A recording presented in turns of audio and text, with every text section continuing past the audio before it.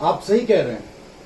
ये जो मेडिकल क्षेत्र में आतंकवाद चल रहा है, इसको आतंकवाद कहना चाहिए, क्योंकि कुछ लोग आतंक करते हैं और पूरा देश और इस देश के जितने भी अग्रणी लोग हैं और जनता है वो उसकी मूक सहमति दर्शाती है।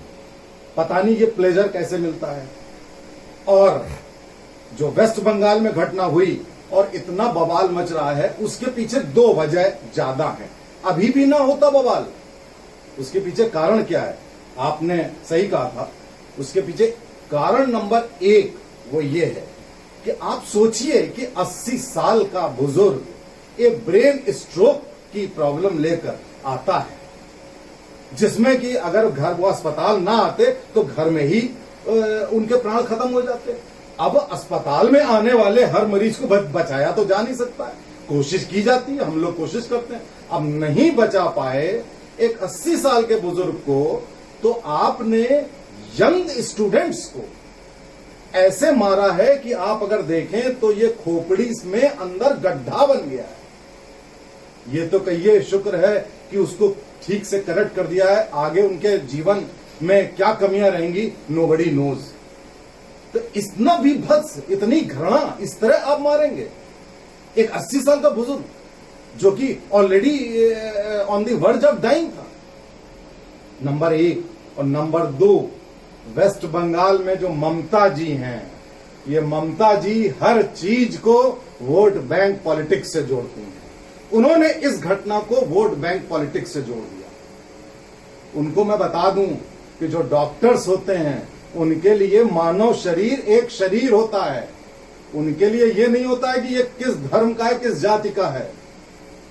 पूरा जीवन बीत जाता है। ये आपके लिए होता होगा, ये ममता जी आपके लिए होता होगा। आप वोट बैंक की लालच की रोटी खाती होंगी, आपके लिए वोट बैंक इंपॉर्टेंट होता होगा। हम लोगों के लिए वोट बैंक की कोई नहीं, मानव शरीर की इंपॉर्टेंस होती है। लेकिन हम सबका जीवन बचाने की गारंटी नहीं ले सकते, नंबर 1। और नंबर 2, अगर डॉक्टर के हाथ में पूरी तरह जीवन होता तो डॉक्टर आम पब्लिक की तुलना में 5 साल पहले क्यों मर जाता है? इसका जवाब दीजिए। और आपने इस घटना को ये कह दिया। दूसरी बात आपने एक और कही, आपने कही ममता जी ने कि साहब ऐसा है कि पुलिस वाले भी तो मर जाते हैं, तो डॉक्टर क्या हो, अगर मार दिया तो क्या हो गया? अरे पुलिस वाले मरते हैं तो आप क्रिमिनल को पकड़ करके फांसी पर लटकाते हो। आपने क्या पकड़ा उस क्रिमिनल को? नहीं पकड़ा। और दूसरी बात, आप पुलिस से तुलना कर रही हो, यानी कि मरीज क्रिमिनल होते हैं जिससे हम डील कर रहे हैं, यानी कि doctors deal with the criminals. क्या मजाक है। अगर कहीं मूर्खता का नोबेल प्राइज मिलता हो तो इनको आप नॉमिनेट करवा दीजिए, ये ममता जी को। आजकल वैसे भी इनके दिमाग खराब है, और दिमाग इतने खराब हैं कि आप बुद्धिजीवियों, जो देश और जो समाज बुद्धिजीवियों का, बौद्धिक लोगों का सम्मान नहीं करता है, वो समाज नष्ट हो जाता है, वो देश नष्ट हो जाता है। इस बात को वो नहीं समझ रही है। और उन्होंने बुद्धिजीवी छोड़ो, उन्होंने तो भगवान का ही आदर करना बंद कर दिया। अगर इसको आप देखें, भी थोड़े दिनों पहले उनको लोग सड़क पर चढ़ाते थे भगवान का नाम लेकर। तो जो शख्स भगवान की बेइज्जती करता हो, बुद्धिजीवियों की बेइज्जती करता हो, उस जगह का और उस प्रदेश का क्या आलम होगा, इसको समझा जा सकता है। इसको आप समझिए इस बात को। और मैं ये बात कहूंगा, बात केवल वेस्ट बंगाल की नहीं है, बात पूरे देश की है, बात देश के एक एक शहर की है। और हर आदमी संवेदनहीन है, सरकार भी है। कभी ऐसा होता है कि जनता नेताओं और सरकार को जाके मारने लगे कि तुमने ये वादा किया था नहीं पूरा किया, अब हम मारेंगे तुमको? कभी ऐसा सुना है आपने? कभी आपने सुना है न्यायालय में जनता जाए और कहे कि मुकदमा किया था आदमी ने, उसके पोते को जजमेंट आप दे रहे हो, हम मारेंगे? कभी ऐसा हुआ? वहां तो आप सुरक्षा ले लेते हो, नेता भी सुरक्षा ले लेता है। कभी आपने सुना पुलिस स्टेशन पे कभी एफआईआर नहीं लिखी जाती बगैर पैसे लिए? कभी ऐसा हुआ कि पुलिस स्टेशन पे कोई मारने लगा, वहां आप उसको और 4 डंडे मार दोगे? आप सरकारी दफ्तर में जाते हो, आपका काम नहीं होता, सालों साल फाइलें नहीं मूव करती, आप मारते हो किसी को? नहीं मारते हो।